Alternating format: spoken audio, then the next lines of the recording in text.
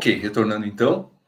Pessoal, vocês assistiram o vídeo, né? Tem agora uma visão mais técnica deste assunto. Eu queria saber, né, o que que vocês tiraram de lições, enfim, o que que tem de dúvidas. Vamos discutir um pouquinho isso aí. Professor, eu gostaria que o senhor aprofundasse um pouquinho mais no conceito do pulmão ali, antes do gargalo identificado. Vamos lá. Sim, claro, vamos lá. Um desenhozinho até. Vou pegar esse desenho. É esse aí. Né? O pulmão de estoque aqui. Uhum. Eu não peguei bem essa lógica de estar antes Não, tá. do gargalo ali. Sim. Muito bem, o conceito de pulmão, tá, pessoal, ele é pelo seguinte, né? Vocês viram que o gargalo é a principal restrição de qualquer sistema, né? Então, toda empresa tem um grande gargalo. Cuidado que daí vocês vão ver ali, claro, esse ficou só para leitura ali, no caso da cadeia de suprimentos, né? Mas toda organização está dentro de uma cadeia de suprimentos. Aqui, nesse exemplo, está representada uma única organização, mas eu posso ter várias organizações, né? De modo que uma atende outra, que por sua vez vai atendendo outra, e assim até chegar no consumidor final, que é o conceito de cadeia de suprimentos. O que que se pede, né? Sempre seria o racional numa situação de gestão do gargalo, né? Vocês viram, eu tenho que identificar ele, tá? Então, no caso aqui foi identificada a atividade C, né? E o gargalo não pode parar, tá? Porque se o gargalo parar, para tudo, ou mesmo que eu venha a trabalhar as outras atividades, essas outras atividades, não vai valer a pena porque o gargalo está parado e por ele para tudo. Então, para que ele não pare, ok? A gente coloca na frente dele um pulmão que, na verdade, é um estoque, que no caso aqui poderia ser de matérias-primas, enfim, de produtos intermediários, materiais intermediários, no caso, uma linha de produção, agora estou falando, né? Que, se der um problema em alguma das outras atividades aqui, ele vai continuar operando. Claro que daí eu tenho que ter certeza que essas outras aqui estão operando também, né? Mas se der um problema daqui para trás, por exemplo, na atividade A ou B, como tem um pulmão, né, eu vou conseguir estar alimentando a atividade C e ainda assim fornecendo material para o meu público, o meu mercado. Tá? Então, o pulmão, na verdade, ele é dimensionado, ali no texto não fala, daí existem outras técnicas para isso, tá? Que estão no mundo da gestão de estoque, mais adiante a gente, se quiserem tirar alguma dúvida nesse sentido, eu trago alguns conteúdos para vocês. Muitos desses conteúdos vão vir lá de relembranças da graduação, tá, pessoal? Tá? Então, a gente passa isso na graduação. Mas, na verdade, o tamanho desse estoque, né, ele é dimensionado justamente em função de uma análise de risco, né? Qual é o risco que eu tenho dessa atividade parar? Né? Então, eu vou avaliar essencialmente o gargalo. Tudo bem, ele pode parar uma vez por ano, 2 vezes por ano, aí eu pego históricos, né, normalmente é o que o pessoal faz, de falhas desse gargalo, por questões técnicas, falhas das mais diversas, né, erros, não conformidades e tudo mais. Então, daí eu dimensiono e também o tempo de parada. Olha, esse gargalo, das vezes que ele parou, foi 2 horas, 3 horas, 4 horas, 2 dias. Tá? Então, historicamente, eu tenho subsídios para saber alimentar, melhor, saber dimensionar esse pulmão. Tá? Então, por exemplo, se eu quiser saber o tamanho desse pulmão, e vamos dizer assim que já deu casos em que a atividade C parou por 2 dias, eu vou ter que ter aqui um estoque para 2 dias. Isso partindo da premissa que você vai ter que parar, ou você vai ter que parar para fazer um ajuste no gargalo, ou pensando que o gargalo pode gerar algum problema ao natural, já sei. Sim, pensando numa falha no próprio gargalo, né? Ele parou, o motor queimou. Vamos dizer que isso aqui é uma máquina operatriz que tem um motor potente, tá? O motor queimou, tá? Bem, no mínimo eu vou ter o tempo de troca do motor. Tá? Enquanto eu estou trocando esse motor, né? Claro que daí, nesse caso aqui, né? Eu posso ter o pulmão, né, alimentando ou um bypass que não aparece, né? Alimentando um outro sistema, ou alimentando diretamente ou fazendo alguma atividade manual, mas ele seria um estoque de atividade, estoque de material para manter essa atividade funcionando. Na verdade, eu falei errado agora, tá? Se uma dessas atividades parar, tá? Por exemplo, a atividade B para, né? O gargalo não, tá? O gargalo pode falhar também, mas se ele falhar, falhou tudo, isso tu tem razão. Se essa atividade B falhar, tá? Com esse estoque, né, eu consigo manter a alimentação das atividades C, D e E e ainda consigo entregar produto no mercado. Nesse meio tempo, a atividade B terá que ser restaurada. Tá? Então, o que eu falei antes de histórico vale para a atividade B. Eles vão avaliar o risco que tem essa atividade B de parar, assim como a atividade A, em especial quase todas as atividades que estão antes do gargalo, né? Porque elas é que vão eventualmente impedir. Se eu tiro o gargalo, vamos dizer que eu não queira trabalhar com estoque, não tem espaço, enfim, foi uma opção minha, resolvi assumir o risco, né? Se essa atividade aqui parar, mesmo não sendo gargalo, né, a atividade C vai parar também. Por quê? Porque vai faltar materiais produzidos pela atividade B para entregar para a atividade C, que é o gargalo. Então, é nesse sentido que a gente coloca o pulmão antes do estoque.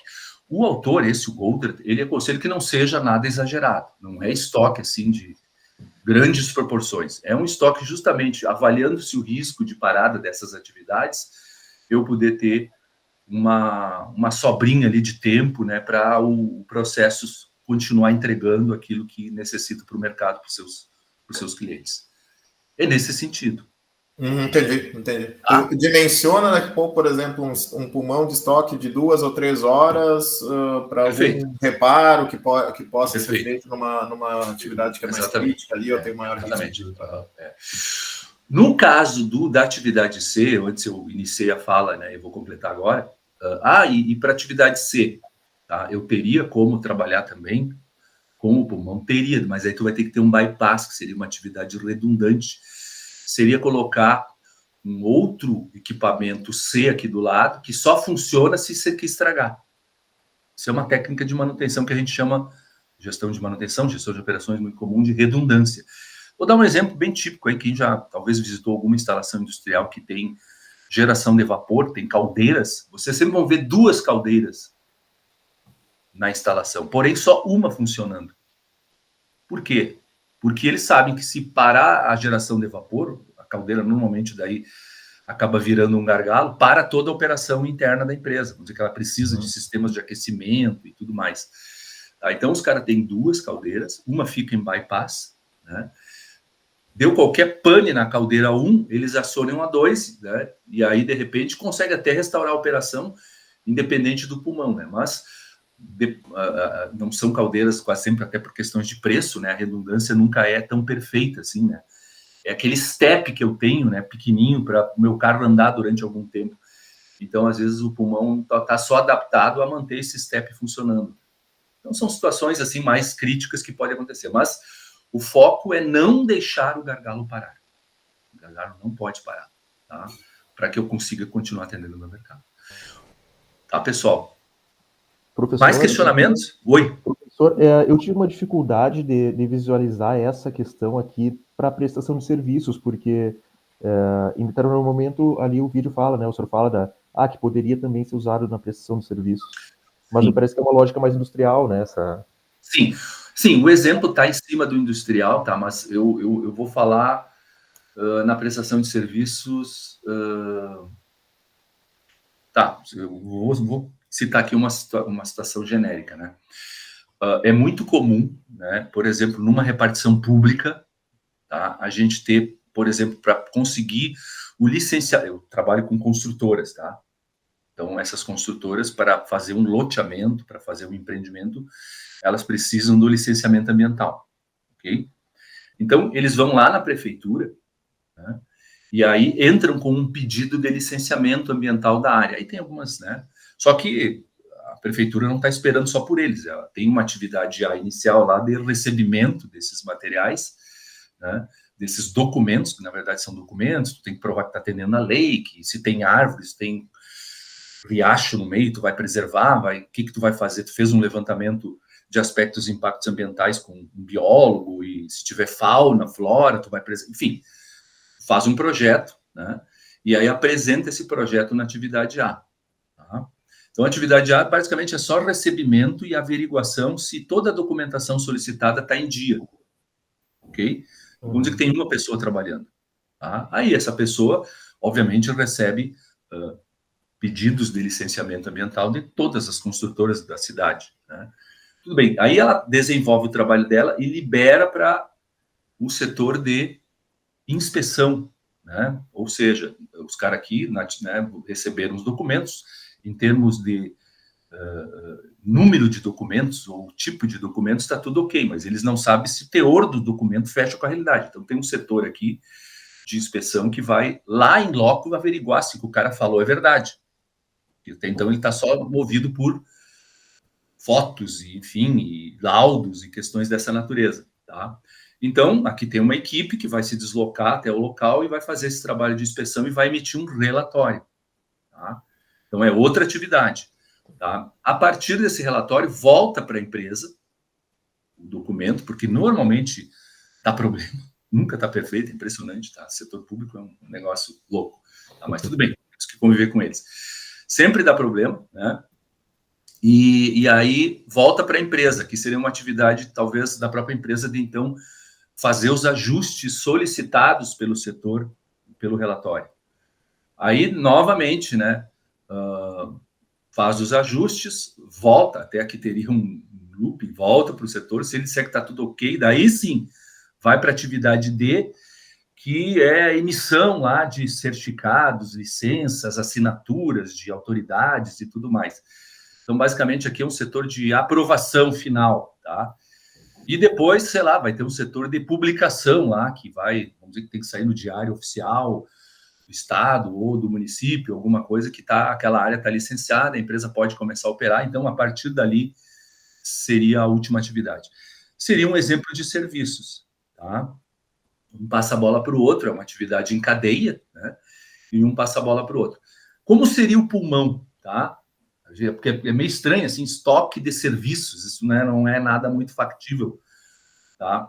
Aí, normalmente, quando o pessoal... aí o pulmão não é em termos de materiais, produtos, matérias-primas, tá? Vamos dizer assim, ó, que aqui eu tinha colocado a atividade C como uma atividade feita pela própria empresa. Até poderia citar o exemplo, mas vamos dizer que, né, seja aqui a atividade, tenha 2 etapas e aqui seja a atividade de inspeção. A inspeção é um trabalho demorado, né, envolve deslocamento, tu tem que ir logo, então, de repente, tem que subir morro, tem que fazer uma apreciação mais detalhada, tem que, às vezes, subir drone para ver de cima a floresta, as instalações, enfim, toda a flora e fauna ali que tem. Enfim, é uma atividade demorada, ok? Tá? E vamos dizer que a empresa, o setor público está estruturado, e a gente sempre faz isso, né, pessoal? A gente nunca se estrutura para o pico, né? Se estrutura para uma atividade em termos médios. Então, vamos dizer que a prefeitura, pelo histórico dela, tenha lá, com 3 funcionários, ela consiga fazer isso aqui, ok? Regularmente, normalmente, pela quantidade de solicitações de licenciamento que entram na prefeitura. Então, ela consegue fazer, mesmo sendo uma atividade mais demorada, que envolve, né, visita em loco e depois emissão de relatórios, ela consiga fazer, tá?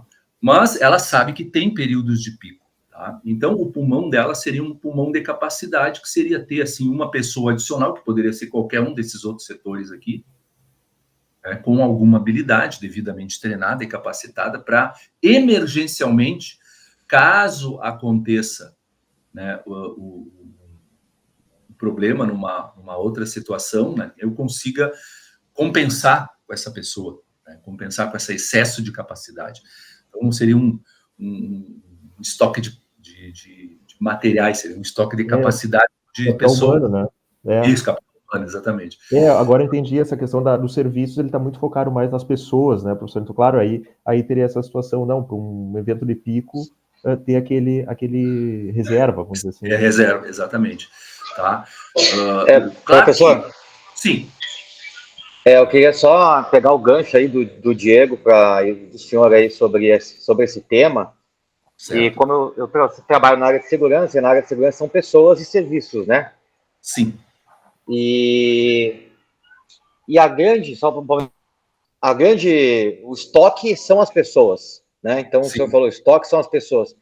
Então, quando a gente fala de postos de serviço e a cobertura desses postos, eventualmente ocasionado por uma falta, por um atestado médico, a empresa prestadora ela tem que ter uma base operacional, onde ela vai ter a reserva técnica. Perfeito. E aí vem, assim, uma discussão que existe já há bastante tempo, qual é a reserva técnica que eles têm que ter, né? Quantos % de funcionários eles têm que ter para cobrir aquele posto, né? E aí cada empresa define conforme o seu percentual de atestados médicos, o seu percentual de faltas, ou até mesmo se o cargo é vigilante, se o cargo é porteiro, também tem percentuais diferentes, a região, e aí se define com base nisso, ou ter uma reserva, ou ter, vamos dizer assim, quarteirizados. Entendi. Ou seja, empresas que sobrepõem, né? Então, no serviço, assim, é forte. Agora eu consegui visualizar, inclusive, a questão até puxando na área do trabalho, até, né? Isso que o Diego falou. Por exemplo, porque normalmente o setor de segurança ele é muito terceirizado, né? Então, aí fica até mais fácil para a empresa trabalhar com isso realmente, porque daí seria só pedir. E, claro, daí toda essa cadeia aqui ficaria com base na prestadora de serviços, né? E aí, olhando para o nosso viés aqui como tomador de serviço, né? A gente, na hora da contratação de uma empresa, a gente avalia muito criteriosamente essa capacidade operacional da empresa.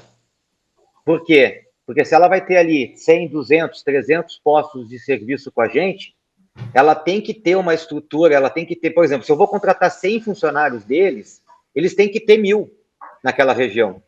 Porque senão a probabilidade deles deixarem algum posto descoberto ou me trazerem um prejuízo operacional, ela é muito grande. Entendi. Então, existe uma máxima aqui que a gente brinca, que é o seguinte, pouco serviço, empresa pequena. Pouco serviço, empresa pequena. Se você vai contratar 10 postos, pega uma empresa pequena, você vai pagar mais barato e você não vai ter tanto problema. Se você precisa de muito, entendi, aí você não pode bater na porta de uma empresa pequena porque ela não vai te atender. Entendi. Tá. Quando tu fala essas empresas, então, que vocês buscam, seriam postos de serviço de segurança em outros seriam os clientes de vocês, e essas empresas seriam quarteirizadas ou terceirizadas para poder fazer essa cobertura em caso de necessidade? Não, são empresas que trabalham para o McDonald's, são terceirizados que prestam serviço de segurança para o McDonald's. Segurança e limpeza, né? E aí eu transfiro também para o banco, né, Daniel? Você tem lá o vigilante lá que trabalha lá. Então, essa é uma avaliação muito criteriosa que a gente faz quando a gente vai contratar a empresa. Que eu acho que não deixa de ser diferente, né, professor? Quando, e aí eu trago um pouco também para a nossa cadeia de suprimento, né? Onde a gente faz compra de produtos. Você vai comprar lá batata frita, você vai comprar cofres para banco, sei lá, estou tentando viajar aqui, ou qualquer insumo, você vai avaliar se a empresa possui toda essa capacidade operacional que está desenhada aí. Tá. Ela tem condições de cobrir esses gargalos? Elas têm condições de cobrir esse pulmão? Porque senão ela não vai entregar para a gente aquilo que a gente espera, aquilo que a gente precisa. Perfeito. É isso aí. Esse é o raciocínio, tá? Às vezes o gargalo, e esse depoimento do Diego Martins é bem nesse sentido, ele está fora da minha empresa, né? Ou ele pode aparecer fora da minha empresa, na minha cadeia de suprimentos. Eu tenho que resolver também, se eu quiser mais segurança na minha continuidade. Então, se eu vejo fragilidade, se eu encontro gargalos na minha cadeia de suprimentos, aí entra aquelas parcerias estratégicas, a gente já tem. Aí vocês vão ver isso quando estudarem, né, no trimestre que vem, gestão da cadeia de suprimentos, tá? Que é bem isso mesmo, como é que eu, né, consigo, diante de necessidades estratégicas detectadas em cima de gargalos, compensar isso ou me preparar para essas situações, tá? Entra um pouco de gestão de riscos e tudo mais, mas enfim, tem a ver, né, com gestão da cadeia de suprimentos, tá? Para a próxima aula, vocês vão ler esse conteúdo, eu sugiro que leiam, vão ler mas a gente vai apresentar só o de capacidade, né, o grupo ali que está indicado, vamos trabalhar apenas com a estratégia de capacidade. Mas não deixem de perder de vista a necessidade de, às vezes, fazer estratégias junto à rede de suprimentos. Mas vocês vão ter uma disciplina só para isso, então lá a gente tem condições de aprofundar. Mas muito bem colocado, tá? Todas as questões aí de vocês, tá? Em serviços, numa primeira, né? Quase todas as explicações, inclusive didáticas de literatura, elas são em cima da indústria. Mas sim, se a gente quiser, a gente transpõe isso. Claro, sempre lembrando, né, que aí a analogia se faz da mesma forma que eu expliquei inicialmente, tá, pessoal? Se a falha for no gargalo, tá, aí só com sistemas de estoques de pessoas mesmos, ou, enfim, estoques de serviços, pode ser terceirizados, para compensar a ausência do gargalo, tá? E às vezes nem compensa, né? Então, compensa, mas compensa precariamente, enfim, aí a gente tem que fazer essa avaliação, né? Porque ter uma atividade e ter pessoas tão preparadas como tudo na reserva lá esperando o serviço é uma situação quase utópica, né? Então, tu tem lá alguma possibilidade de acionar a pessoa. É o que a gente viu agora nas enchentes, né? Os sistemas aí de exército, bombeiros, tudo, né? O que na prática aconteceu? Eu sempre digo, o gargalo, ele chama o que precisa. Se não fossem, né, o exército de reserva de voluntários, meu Deus, nós ia estar ainda apagando, quer dizer lá, correndo atrás da máquina para solucionar a maior parte dos problemas. Então, a capacidade produtiva dos setores de atendimento aí a catástrofes, tá, foi ultrapassada. É o gargalo, tá? Solução, chama voluntários.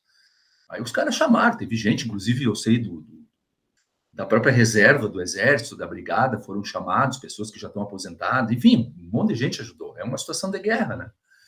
Então a gente vivenciou isso muito de perto. Então o gargalo, se tu quiser ter algum tipo maior de segurança, principalmente para situações de pico ou inusitadas, tu vai ter que ter exército de reserva. Essa é a verdade, tá? Nas outras atividades, né, tu pode ter isso exemplo que eu falei, né? Dá problema aqui, né? Voltando, por exemplo, da prefeitura, né? Deu problema lá no recebimento de documentos, né? Mas eu não quero atrasar a emissão e a publicação dos licenciamentos, ou seja, as atividades que vêm depois, eu quero mantê-las funcionando, né? Então, mas aqui deu problema, vamos dizer, no sistema. O sistema tem um sistema de checagem automática lá, né, ou semi-automática, que travou, né? Os sistemas dão problemas, né, pessoal? A gente sabe disso. Tá, e aí, como é que eu faço um estoque para manter essas atividades aqui? Bom, talvez eu vou ter um estoque aí sim, um sistema redundante também, né, ou um sistema manual, é muito comum isso acontecer, já preparado como contingência, aí a gente usa algumas estratégias de gestão de riscos, para entrar na operação manual. Só que daí, claro, a operação automatizada precisava de 2 pessoas, a manual precisa 4. Aí eu desloco dessa atividade para cá, desloco dessa atividade para cá, pessoas preparadas para essa contingência, que seriam, então, o meu pulmão, né, diante de uma falha de sistema.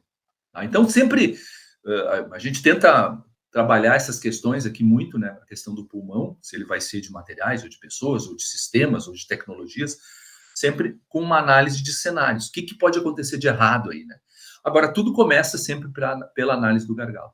A grande lição que a gente, né, tem que tirar desse estudo que nós estamos fazendo agora é isso. A minha estratégia principal tem que estar focada no gargalo. Tá? Se eu não atuar no gargalo, eu não, de repente, não vou estar fazendo a estratégia correta, né? Vou estar desperdiçando recursos e o resultado vai ser pífio ou praticamente nenhum, né? A experiência me mostra que uma outra coisinha tu sempre melhora, mas individualmente o todo, e é exemplo do que fala ali no vídeo, né? O todo, que é o sistema, esse aqui é um sistema, não, ele acaba não tendo repercussão se eu não atuar no gargalo, né? Atuar num não gargalo é uma miragem, que nem o cara fala ali. Né? Mais perguntas, pessoal? Podemos continuar? Sim. Tá. Bom, pessoal, assim, então, essa é a primeira visão. Vocês também vão ver que esse tema vai estar presente o tempo todo, né? já vou avisando o grupo que trabalhar o próximo conteúdo, o conteúdo da próxima aula, vai falar de capacidade, vai ter alguma questão aí que vocês vão estar se lembrando dos gargalos, pelo menos, né, no livro, normalmente eles tratam por restrições e tudo, restrições do sistema, e a gente pode estar tomando emprestado esse aprendizado aqui para complementar esse estudo de vocês, tá? Mas a gestão de capacidade quase sempre está atrelada a uma boa análise da questão dos gargalos. Que, como eu falei, pode estar dentro da empresa, pode estar fora da empresa e pode estar no mercado. Tá? Então, por exemplo, se eu começo a acumular estoque aqui na saída, tá? Vamos dizer que isso aqui é toda a minha empresa, a última atividade aqui é a expedição, tá? Pensando novamente em indústria. Eu começo a ver que era para não ter quase nada de estoque aqui pela minha demanda, né? E começa a acumular, né? Significa que está havendo alguma situação de mercado, o mercado não está tão comprador, e eu talvez seja um primeiro alerta, um primeiro sinal, e aí eu tenho que de novo conversar com o meu pessoal de marketing, né? Escuta, houve uma mudança de comportamento, né? Então, é o que a gente viu agora, claro, essas situações podem ser por fatores externos, né? Acidentais e tudo mais, né? Por exemplo, eu tendo uma empresa, já falei para vocês, de transporte de passageiros, que, né, eles estão com toda a capacidade operacional, até antes das enchentes, a pleno, né? Como veio as enchentes, caiu ponte, né, caiu pedaço de rodovia, enfim, deu buraco, deu deslizamento, enfim, rompeu com vários trajetos aí, né? Foram obstruídos vários trajetos. Então, o gargalo estava lá fora, né? E as pessoas, todo mundo assustado, ninguém saía para viajar nem nada, né? Só em casos de extrema necessidade, até porque a própria Defesa Civil só sai em casos de extrema necessidade. Então, o pessoal começou a acumular aqui os ônibus tudo parado, né? O estoque de ônibus, entre aspas, né? Parado lá no pátio, os motoristas tudo lá parado, tomando chimarrão, porque não tinha o que fazer, não tinha trajeto. E, óbvio, estou tomando prejuízo, né? Estou tomando prejuízo porque eu tenho que pagar essa turma, né? E então eu estou diante de um gargalo de mercado momentâneo, mas uma mudança abrupta no comportamento de mercado que, por várias circunstâncias externas, deixou de utilizar as viagens que costumeiramente fazia, né? Parou, empresas pararam, e aí não tinha transporte para o trabalho, municípios pararam, aí não tinha transporte público, escolas pararam, aí não tinha transporte escolar, enfim, ficou todo mundo em casa, né? Durante uma semana ali, pelo menos, ou 10 dias, né? Então, foi o que aconteceu. Aliás, maio foi um mês terrível para tudo que é empresa, né? Vocês devem ter percebido isso, não sei nas empresas de vocês, mas talvez em clientes de vocês, né? A gente viu aí que todo mundo foi afetado de um jeito ou do outro, e ainda vai ser, né? Porque ainda tem todo um delay aí, uma repercussão durante um bom período ainda, em função do que a gente vivenciou. Ok, pessoal, tá? A gente vai voltar, então, com isso. Eu vou tirar daqui agora, tá? Se hoje não der para fazer o exercício, eu deixo como tema de casa, tá? O principal são as nossas discussões, o exercício é mais para vocês se autoavaliarem, para ver o que vocês já conseguiram captar de raciocínio importante na tomada de decisão e nas interpretações, tá? Mas vamos tocar, porque esse assunto é importante. Deixa eu mostrar de novo aquela planilha que eu mostrei na vez passada, né? Aqui, casualmente, é de uma transportadora. Então, a gente já tinha trabalhado. Aqui já está, né, vamos dizer assim, algumas possíveis soluções no depois, né? Mas deixa eu simular uma situação aqui, ó, pessoal. Até para a gente entender melhor essa questão do gargalo também.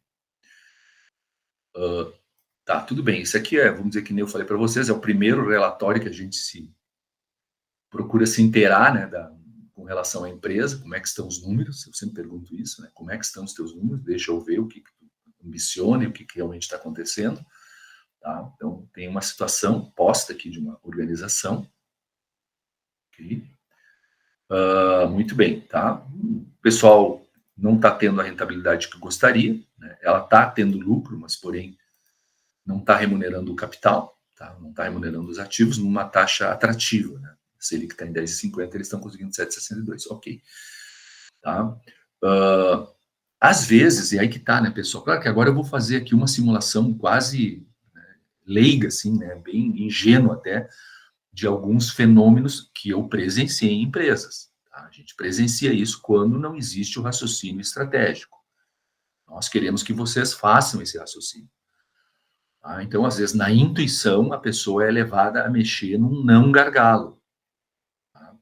Por algum retrospecto pessoal, por alguma coisa. Então, o cara vê aqui que não está tendo lucro na cabeça dele, não, mas temos que aumentar aqui a produção, temos que aumentar aqui, ó, nós podíamos estar tendo 58, e estamos tendo 52, e não sei o quê. E aí, sem maiores análises, algum gestor lá, né, às vezes é o que fala mais grosso, é o que fala mais alto, sei lá, ele diz, não, então tá faltando capacidade na nossa empresa. Vamos investir, vamos comprar mais ônibus, vamos comprar mais caminhão. Tá? Então o cara vem aqui, né, ou vamos, né, transportar mais pessoas, enfim, tá? Aí vem essas ideias das mais variadas. E o cara, tá, tudo bem, vamos comprar mais 5 caminhões, eu vou botar para 55 isso aqui, ó. E vocês estão vendo que o número piorou. Tá? O cara achou que resolveria esse problema aqui, ó. Ele achou, não, mas né, a nossa receita está baixa, bota mais caminhão, a gente vai atender mais gente e o resultado vai melhorar. Não melhorou, pelo contrário, piorou. E às vezes são esses os reveses que a gente tem quando aloca mal a estratégia, quando toma a decisão errada na estratégia de operações. Vocês podem simular no de vocês aí também, né? Vocês têm acesso a essa planilha, é só clicar nela. Peguem essa primeira aba aqui, coloquem 55 e deem uma olhada aqui. Mas vem cá, por que aqui não melhorou nada? Pô, eu botei mais caminhão para trafegar. Como é que não melhorou nada a minha receita? Dei uma pensada aí, o que vocês acham? Tem um gargalo aí que provavelmente eu não atuei no gargalo. Dei uma olhadinha em tudo aqui por baixo. A gente até em parte já discutiu isso na aula passada. Então, aumentei 10% a minha capacidade produtiva, mas não tive nenhum benefício em termos de receita, tanto que o meu ROA baixou. Até o meu lucro baixou, né? O lucro também baixou. Baixou tudo. Piorou. O que vocês acham, pessoal? Suspeitas? Está aqui embaixo. A pergunta, resumidamente, é essa. Por que aumentando a minha capacidade produtiva de 50 para 55 caminhões, eu não melhorei as minhas receitas? Seria por conta do custo variável ali, professor? Por carga? Não? Aumentaria? Ele aumentou um pouquinho, sim, né, por conta do aumento da depreciação, tá? Isso aí tem lógica, mas não é esse o principal fator. Não. Um outro fator mais decisivo ainda, que está impedindo o aumento das minhas receitas. E, por conseguinte, todo esse efeito cascata no lucro e na rentabilidade. Dei uma olhadinha aqui, ó. Mudou alguma coisa aqui? Eu estava olhando essa parte ali, né? Na verdade, a gente teria que mexer nessa estratégia ali na questão de demanda, eu acho, né? Eu acho que é por aí. Questão de expectativa e erro. A gente tinha comentado aula passada que, na verdade, a gente tem capacidade para girar mais, né? Para ter mais receita ali, né? Então, a gente conseguiria fazer esse aumento, talvez, de demanda. E daí, no final, ali, a gente vai conseguir aumentar, lá em cima, lá nas opções, a gente vai conseguir alterar até o custo, eu acho. A gente consegue baixar o custo, no caso para melhor aproveitamento da capacidade produtiva, né? E daí, depois, daria para pensar em aumentar o número de unidades de produção, no caso ali, né? Mas um número bem, eu não sei também, não tão alto assim também. Eu iria por esse pensamento ali, mexeria ali nessa questão ali da estratégia de marketing, foi uma coisa que a gente bateu na aula passada. Dá para diminuir um pouco a receita média, eu acho. Certo. Teria que fazer o equilíbrio ali entre os dois. Acho que seria o ideal, talvez começar por ali. O restante da turma compartilha dessa ideia? Não, faz todo sentido, porque aumentou o número de caminhões, mas não aumentou a demanda, né? Se aumentar a demanda, é óbvio que vai... Aí ele vai diminuir, realmente. E outra coisa também, a gente também tem que dar uma revisitada na questão ali, que também foi um comentário que a gente fez na aula passada. E a gente até mexeu ali um pouquinho, que foi a questão das despesas também. Certo, sim. Na parte das despesas a gente também chegou a mexer ali na semana passada. Tá. Não, legal. Eu acho que tá bem alinhado com... Tá bem alinhado com o raciocínio que eu queria de vocês. Muito bom. Agora eu só vou estruturar esse raciocínio, né, final aqui para todo mundo, tá, pessoal? Vamos ver. Eu vou transitar entre duas telas aqui, ó. Que é essa aqui, tá? Vamos dizer que essa aqui é a nossa empresa de transporte, tem várias atividades lá, desde de vender as passagens e tudo mais, né, e coisa e tal, mas enfim, lá no final eu vou entregar a viagem, né? Lá no final é o trajeto percorrido, vamos dizer assim, e o passageiro entregue no seu destino. Isso aqui se aplica para qualquer coisa, né? A gente fala mais em indústria, mas como eu falei antes, demonstrei antes para vocês, a gente pode fazer para tudo, tá? Este caso aqui que vocês estão agora concluindo, né, que o problema está aqui na demanda, e está realmente, tá? É o caso do gargalo de mercado. Tá? Eu melhorei aqui, vamos dizer, a minha capacidade produtiva, tá? Melhorei de fato, botei mais caminhões, mais ônibus. Não, no meu caso aqui não é, deixa eu ver se essa aqui é de transporte de carga ou de passageiro. Que eu tenho tudo aqui, eu tenho ambas aqui, deixa eu ver o que eu fiz aqui, acho que foi transporte de cargas, né? Isso. É de carga. Tá, de carga. Ok, mas o raciocínio é o mesmo, tá? Eu estou, no caso, vendendo transporte de cargas, então esqueçam o passageiro, o que eu quero é a carga do destino final, tá? Que vai estar nessa outra posição aqui na última atividade, depois da última atividade. Só que eu botei mais caminhões, tá? Dei uma incrementada em alguma dessas atividades aqui, ou em todas, né? E não me preocupei com o mercado. Aqui está o erro, de novo, ó, não atuei no gargalo. Tá? Se o meu gargalo, se eu tenho um limitador, considerando essa receita média, né, e considerando os meus mercados e considerando meus concorrentes, se eu tenho um limitador de 8.000 cargas ano, eu não tem lógica, né, eu mexer na capacidade produtiva, que vem antes do gargalo, sem ter mexido na demanda. Tá? E a única forma de mexer na demanda é uma estratégia de marketing. Vocês estão certos. Tá? E aí, de repente, eu tenho que sacrificar um pouco de receita, enfim. Aí a estratégia de marketing que vai tentar me dizer qual é o ponto de equilíbrio entre demanda, receita média e tudo mais, para eu ter possibilidade de aumentar essa receita anual. A receita anual ficou nos mesmos 52 milhões aqui, ó. 52 aqui, 52 aqui. Aí, o que aconteceu? Ó, olha só, eu botei mais 5 caminhões, tá? Eu só vou fazer a transição aqui para vocês verem o efeito, né? O bom é que aqui é sensível, né? Então a gente consegue ver na hora. Antes eu tinha assim, né?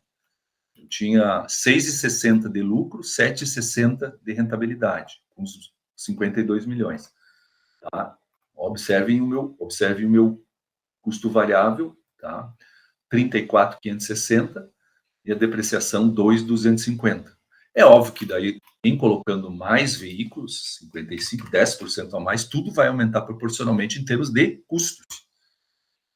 Então, de fato, aumenta um pouco aqui, ó, já foi para a depreciação, já foi para 2.475, né? Isso vai impactar, né? O custo fixo anual aumenta, tá? Na verdade, a depreciação impacta diretamente no custo fixo anual, e em função desses incrementos de custos que eu tenho aqui, baixou o meu lucro de 6,60 para 6,18 e a minha rentabilidade de 7,60 para 6,48. Tá? Quer dizer, tomei um baita de um preço. Oi, pessoal. Oi. Já começou as instabilidades aqui. Eu não sei até onde vocês me ouviram, porque eu estava falando aqui, de repente, opa, caiu esse negócio. Tá, mas eu estava falando de que o cara fez, na melhor das intenções, aumentou a capacidade, sem considerar, então, esse incremento, a necessidade de antes consultar a estratégia de marketing para ver se tem demanda, né? E aí sim, né, ter certeza que eu vou eliminar o primeiro gargalo, que é o meu mercado. Tá? Então, não adianta. Como eu falei para vocês, a empresa é uma cadeia. Internamente é isso aqui, mas fora tem todo o mercado lá, e o mercado também me oferece gargalos, depende da atuação dos meus concorrentes, fatores externos, fatores, né, climáticos, e aí vai. Tá? Sazonalidade, tudo isso aí interfere. Né? Então, se o meu mercado, se o meu marketing me avisa, olha, cara, tem que se contentar, são esses 8 mil mesmo, 6.500 é 8 mil. Tá? Enquanto nós perdurar com essa estratégia, é isso aí. Então, não adianta eu pensar em aumento de capacidade. E nem estratégia de melhoria, ó. Vou pegar aqui uma estratégia. Aqui eu fiz estratégia de capacidade, ó. Como a gente consegue jogar com todas as estratégias aqui, ó. A estratégia de melhoria, só para exemplificar aqui, seria o seguinte, ó. Eu não vou comprar mais caminhão, já é uma grande coisa. Tá? Mas eu vou melhorar a capacidade individual de cada caminhão comprado. É aquela história, o caminhão faz 20 cargas por mês, eu vou tentar melhorar ele para fazer 22 cargas por mês. Tá? Vou tentar treinar melhor meus operadores, pegar rotas mais produtivas, enfim, vou fazer uma reengenharia aí de toda a minha logística para aumentar a produtividade. Olha só, isso é uma estratégia de melhoria. Eu não estou investindo em mais capacidade. Claro, o reflexo disso aí vai ser um incremento de capacidade. Porém, por um outro caminho, que é a melhoria da produtividade da minha operação, de cada unidade de produção. Então, essas 180 cargas por ano, eu vou tentar, antes eu coloquei 10%, só para ficar proporcional aqui, eu vou colocar mais 10% também. É difícil aumentar 10% de produtividade se ela já está no limite, tá? Mas vamos dizer que eu consigo. Tá? 1,1 aqui. Ó, agora, né, cada caminhão consegue fazer 198 cargas por ano. Beleza, tá? Fiz uma estratégia de melhoria, foi bem sucedida, mas olha o meu resultado aqui. Ó. Exatamente o mesmo.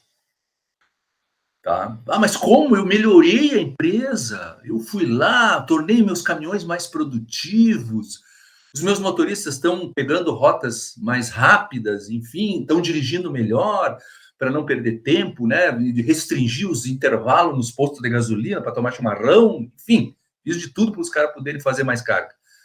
E fiquei na mesma solução, né? Conclusão lógica. De novo, não atuo no gargalo, porque isso aqui, ó, não mudou. Continua as 8 mil cargas por ano. Então, eu gastei toda uma energia para fazer uma melhoria fora do gargalo, sem antes entender o que a minha demanda está me pedindo. Bom, tudo isso é possível ser feito. O que eu mais vejo nas empresas, pessoal? E aí eu quero que vocês prestem muita atenção, porque isso aqui que forma o bom estrategista do cara chutador. Tá? A gente, como eu falei para vocês na aula passada, né, minha missão é preparar vocês para serem ótimos estrategistas, atuarem no lugar certo, porque chutador, para atuar em tudo que é lugar, aí o cara contrata lá, com todo o respeito, né, uma consultoria de recursos humanos afamada no Brasil, com coach quântico e não sei mais o que, para fazer lá a motivação dos funcionários. Aí os funcionários vão sair, cada sessão lá de coach quântico, os caras saem pilhados, né? E eu gasto um horror com a consultoria, implemento ferramentas, avaliação de desempenho, tudo para melhorar, faço o diabo lá para conseguir melhorar a performance individual. Eu estou trabalhando aqui, ó, é a mesma coisa que trabalhar aqui. Resultado final, o mesmo. Então, antes de dar o coach quântico, vai ver a tua demanda se ela mudou, meu amigo. Aí pergunta para um estrategista de RH se ele está preocupado com a demanda. Não, mas um estrategista de operações está. Tá? Então, eu tenho que conversar com meus amigos do marketing e dizer, escuta, é só isso mesmo ou dá para ser melhor? Eles vão me dizer. Aí, aquilo que a gente exercitou na aula passada, que está aqui, né? Eles vão me dizer, não, dá para ser melhor, mas aí tem que mudar a estratégia de preço, tá? Tudo bem, vamos pensar então nisso. Ó, eu consigo, né? Aí entra as estratégias de marketing, pesquisas, ferramentas de marketing. Se nós baixar para 6 mil, eu consigo 8.800 cargas. Ah, já. Aí eu mexi no gargalo. Aí, de fato, eu tenho agora como pensar a minha operação. Tá? Então, se o gargalo de mercado não está bem resolvido, tudo que tu fizer na operação, meu amigo, vai ser frustrante. Tá? Por isso que muitas vezes as empresas, né, se perdem, contratam consultoria e investem em capacidade produtiva e sistema. cara, tu mexeu na tua demanda para poder favorecer algum ganho maior? Né? Claro, tu pode trabalhar para reduzir custos e tudo, né? Mas esse valor aqui, tá, fica o mesmo. Aqui no caso eu mudei agora, ó, de 52 foi para 52.800. Tá? Por quê? Porque eu consegui melhorar um pouquinho mais a minha demanda.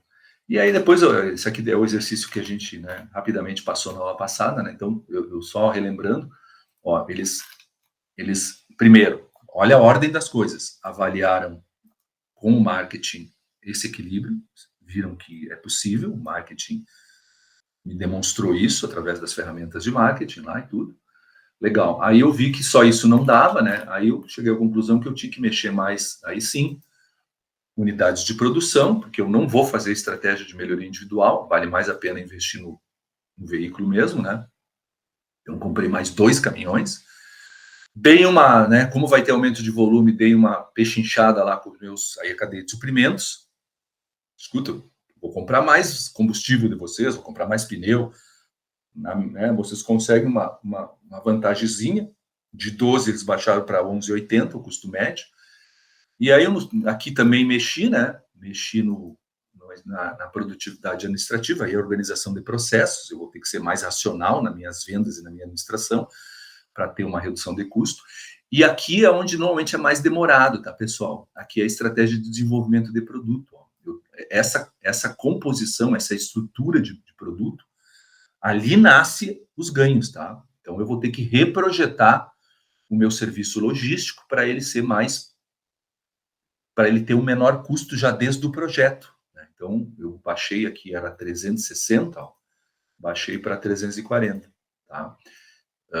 Vou ter que, a gente vai estudar essa estratégia, uma estratégia de inovação, vou ter que ver como é que eu posso ter esses ganhos. Somando todas essas estratégias, eu estou autorizado, sim, a buscar 8,85 de rentabilidade. Tá? Mesmo tendo um faturamento não muito superior, né, pessoal? Porque o que aconteceu antes? Antes eu tinha 52 milhões, mas a um preço de 6.500. Agora eu tenho 52 milhões e 800 a um preço de 6 mil.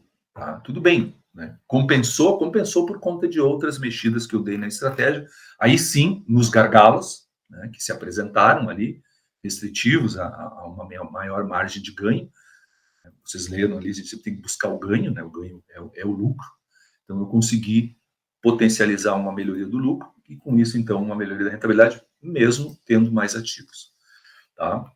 Então, se eu mexer no lugar certo, beleza. Se eu não mexer, frustração total. Tá?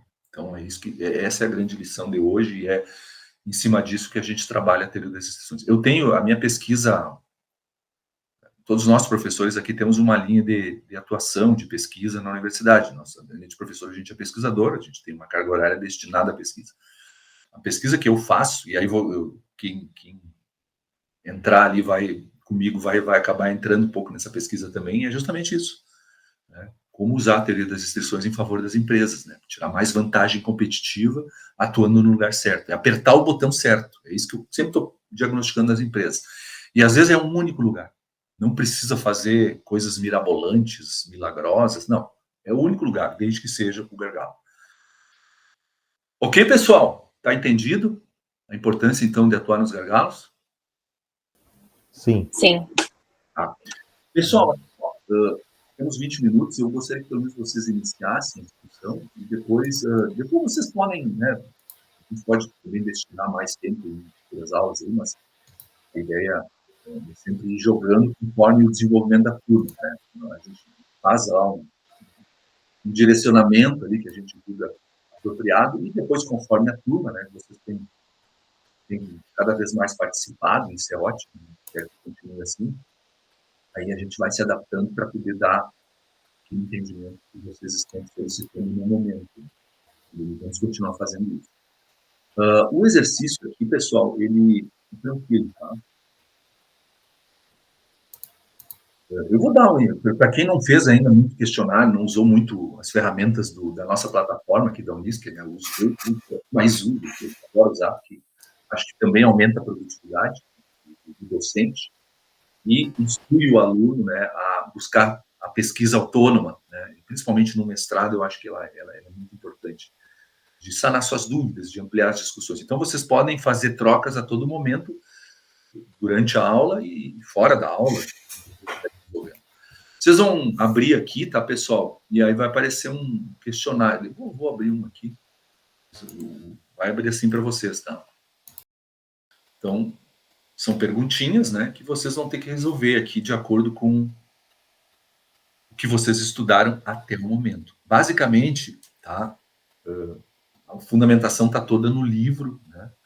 Ou nos slides aí, enfim, nos vídeos que vocês viram comigo. Tá? Então, sempre são pequenos cases, eu omiti aqui o nome das empresas, né? A gente tem empresa de tudo, de todas essas naturezas aqui na região, e muitas eu já atendi, muitos são cases de empresas que eu trouxe, da minha vivência, né? E eu transformei em mini cases de estudo, né? Tá? Então, vocês vão dar uma olhada aqui, vão ver, juntando elementos do que vocês aprenderam, né? Ó, esse aqui, vamos ver aqui, só para situar vocês. O produto Gizmo foi lançado há 8 anos no mercado de brinquedo, pela Brinquedos Star. Nos primeiros anos, vários outros fabricantes de brinquedos lançaram produtos similares ao Gizmo, mas atualmente o número de concorrentes estabilizou em 3. Hoje, o Gizmo e seus similares gozam de grande fatia de mercado com demanda estável. Com base nessas informações, é correto afirmar. Aí, ó, isso aqui tem a ver com o ciclo de vida. Nós falamos disso hoje, vocês estudaram, né? Provavelmente, recapitulando o conceito de ciclo de vida, vocês conseguem achar a resposta mais apropriada aqui. E assim por diante, tá, pessoal? Aí vocês só vão trocando, respondo. Quando tu troca de página, ele salva, né? Ele só não salva. Eu digo isso porque às vezes o cara tá fazendo, termina a internet lá, ou qualquer coisa. Perdi todo o trabalho. Não, vai perder só aquela página se tu não trocou ela. Mas assim que tu trocar de página, ela fica salva. Então, a qualquer momento, vocês podem começar, resolver responder algumas, né? Aí vocês vê, tá, pessoal? Tem 3 tentativas. Como eu falei, o pessoal faz a primeira, dá uma olhada no que errou. Ele não vai dar a resposta, ele só vai dizer, ó, essa tu errou. Ele já vai ter um fiômetro ali, o que eu posso ter errado, o que eu posso ter acertado, né? E aí tu refaz. Tá? Como tem muita questão de falso verdadeiro, eu sempre, ao final de cada tentativa, eu libero a nota. Tá, pessoal? Mas vocês podem começar, tá? Porque eu, de repente, faço uma discussão das primeiras questões ali, sempre são importantes, e eu vou ficar de mediador aqui, tá? Eu fico... Tentei fazer a primeira, a segunda, aí só para pelo menos dar uma iniciada. E depois, não, só troca de página, mas daí não envia, né? Lá no final, quando fizer a última, ele vai perguntar enviar, aí sim, quando tiver certeza que respondeu tudo, aí vocês enviam. Aí aquela tentativa vai dar um feedback para vocês do que foi a nota, o que vocês acertaram, o que vocês erraram. A partir dali, vocês vão evoluindo, tá? Esse primeiro aqui, como eu falei, está relacionado lá às estratégias, a adequação das estratégias ao ciclo de vida, né? Provavelmente lá vocês vão encontrar alguma coisa. Acho que até tem uma... Até mostrei antes ali uma tabelinha. Eu não sei, professor, é para nós discutirmos entre nós aqui. Sim, e já tem um palpite aí, pode compartilhar com os colegas, aí eu vou como eu falei, vou fazendo... Não sei se os colegas já chegaram à mesma conclusão de, por eliminação, né, a questão de como ele está a empresa está estabilizada, né, então já eliminaria a questão do estágio de crescimento e de declínio, né, que é o A e o C. Eu concordo. Eu também descartei esses na primeira análise. Eu tinha colocado como B a resposta. Eu também. Eu acho D. Eu tava na D também, mas eram as duas que estavam em dúvida. Porque se houve uma diminuição de concorrentes, é porque é um produto específico que de repente não teve uma demanda muito alta, sei lá, né? E aí você tem aí, não sei. É só essa para responder? Tem mais uma? Vamos matar essa aqui, porque né, a gente só tem pouco tempo de discussão, mas se der mais uma, a gente faz.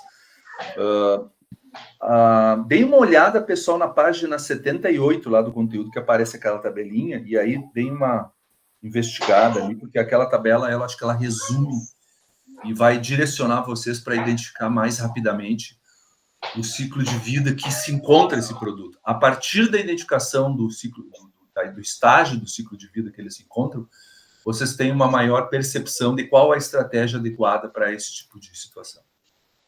Página 78. Eu vou abrir aqui para vocês, Aqui, ó. Essa mesma figura tem no livro, tá? mais bonitinha que a minha aqui. É a B, então, né? Preço baixo e fornecimento. Me parece que ele está no estágio de maturidade ali, né? E aí o provável ganhador de pedido, preço baixo e fornecimento. É o preço e a confiabilidade, né? Fornecimento confiável, né? Aí por isso que ele está numa situação de maturidade. Deixa eu ver as alternativas lá. Me parece que é a B mesmo, por conta dessa questão ali do preço baixo e o fornecimento. Também acho. Vocês podem cada um marcar a sua individual se não concordar com o resto, não é obrigado a fazer unanimidade, né? Vocês que escolham aí, tá? Mas eu só vou intermediar para a coisa andar, tá? Mas vocês já fizeram a interpretação de qual é o momento que se encontra essa empresa, o produto, aí tem que ver qual é a melhor estratégia para esse momento. Ok, pessoal? Querem tentar a segunda ali? Esse aí tem que tirar do texto. Só quem leu vai achar isso aqui.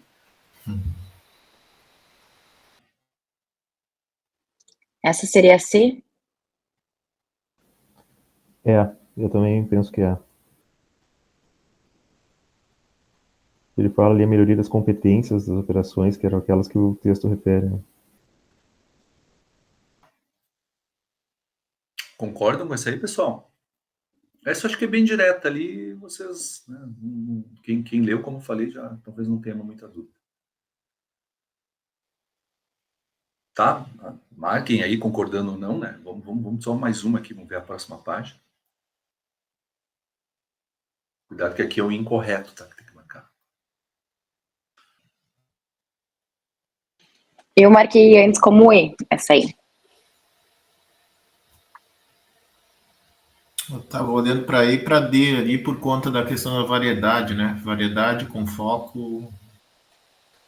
É que é incorreto, né? Então, segundo os autores, dentre as razões para se perder o foco estão as crises econômicas. A gente sabe que os fatores externos, eles podem influenciar as decisões e estratégias internas da empresa. Então, eu tinha pensado nesse sentido. Eu também acho que é incorreto, por conta disso. Porque daí, diante da crise, vai ter que se voltar para dentro para ver como que pode fazer e o foco seria fundamental, né? Sim, daí vai ter que fazer adaptabilidade, né? melhorias internas, daqui a pouco reduzir a demanda, enfim, talvez no custo, tem que vender alguma coisa. Tá, pessoal, fica a critério de vocês. Vocês querem terminar essa página aqui ainda ou encerramos e depois cada um se vira e tentem fazer depois, antes da aula, lá um troca-troca aí do que... Pessoal, normalmente faz assim, tá? Às vezes cada um faz o seu, depois eles fazem um troca-troca, fazem um split screen das telas aí, trocam um com o outro, pro WhatsApp, tudo para ver o que deu, até chegar num consenso. Dá para abrir um grupo ali só para discutir isso aqui. Mas fica a critério, não, cada um vai fazer o seu e seja o que Deus quiser, tá? Tem 3 chances, né? Como eu falei, então vocês podem fazer com calma. A ideia é começar a discutir. Se vocês entenderem assim... não, a gente quer discutir isso aqui melhor na próxima aula. Então, tá, então eu reabro, eu deixo aberto para a próxima aula também. Tá? Mas é interessante vocês terem pelo menos uma tentativa sozinhos aí. Beleza. Tá bom, pessoal? Por enquanto fica assim, qualquer coisa na próxima aula a gente discute, né? Se caso o desempenho não for lá o desejável, né? Mas eu acho que vocês vão ter bom desempenho aí, porque, como eu falei, quem fez a leitura vai começar a pegar o embalo agora, né? Nós estamos entrando no confronto entre o que vocês aprenderam e o que realmente a gente quer que vocês aprendam, né? Tá? Mas fiquem tranquilos aí, depois a gente discute mais. Ok, pessoal? Vamos encerrando então, tá? Semana que vem já temos a apresentação dos grupos, tá? Mas tá ali no material da sala virtual, qualquer dúvida vocês consultem ali e tentem fazer conforme aquilo que a gente discutiu na aula passada, tá? Tá bom. Então tá. Beleza. Bom fim de semana. Um abraço, bom fim de semana. Tchau. Igualmente. Tchau.